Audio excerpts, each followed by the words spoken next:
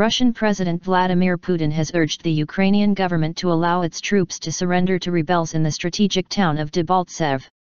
Mr. Putin also said he hoped the rebels would let any captured troops return to their families. Fierce fighting raged throughout Tuesday in the town despite a ceasefire deal signed last week, with rebels saying they now controlled most areas.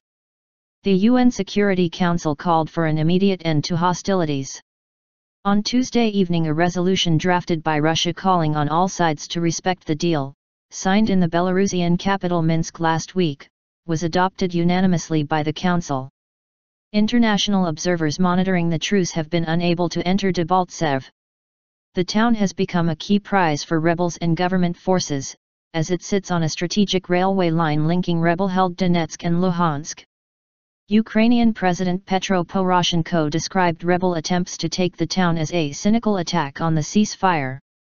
"Today the world must stop the aggressor," Mr. Poroshenko said in a statement posted on his website following a phone conversation with German Chancellor Angela Merkel.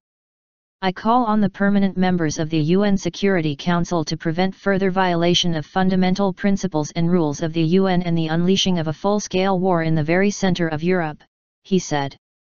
Understandable fighting. President Putin, there is a considerable decrease in the intensity of fighting. Speaking on a visit to Hungary, President Putin said he hoped the ceasefire agreements would be observed by both sides.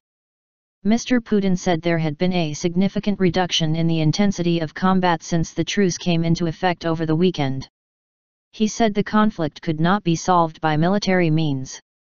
"I hope that the Ukrainian authorities are not going to prevent the Ukrainian soldiers from laying down their weapons," he said. "If they aren't capable of taking that decision themselves and giving that order, then I hope that they won't prosecute people who want to save their lives and the lives of others." Mr. Putin added that the fighting in Debaltseve was understandable and predictable. He said he had warned participants in the Minsk talks that, ceasefire or no ceasefire, encircled government troops would try to break free and the rebels would try to prevent this. Meanwhile, sources in the self-proclaimed Donetsk People's Republic, DPR, said Debaltseve police station and railway station had been taken, and at least 80% of the city was under rebel control. According to later reports, the city's military HQ, where many government troops are based, has also been surrounded. The rebels said that up to 300 Ukrainian troops in Debaltseve had surrendered, and Russian TV showed footage of what it said were 72 captured soldiers. Ukraine said a group had been taken prisoner after an ambush but denied large-scale surrenders. The Ukrainian military said there was intense fighting in the streets and confirmed that the rebels were in control of parts of the city. Although Debaltseve has suffered weeks of artillery exchanges, correspondents say this is the first fierce fighting inside the town. Most of its 25,000 population have been evacuated, but about 7,000 civilians are still believed trapped by the fighting, according to Amnesty International.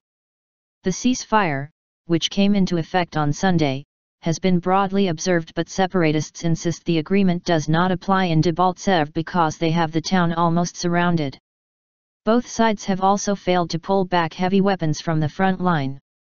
The withdrawal was due to start no later than the second day after the truce came into effect and be completed within 2 weeks, creating buffer zones 50 to 140 kilometers, 30 to 85 miles, wide.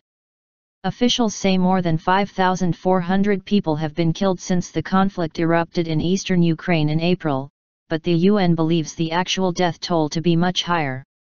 Ukraine's pro-Western government says Russia is supporting the separatists with troops and weapons, but the Kremlin has consistently denied this.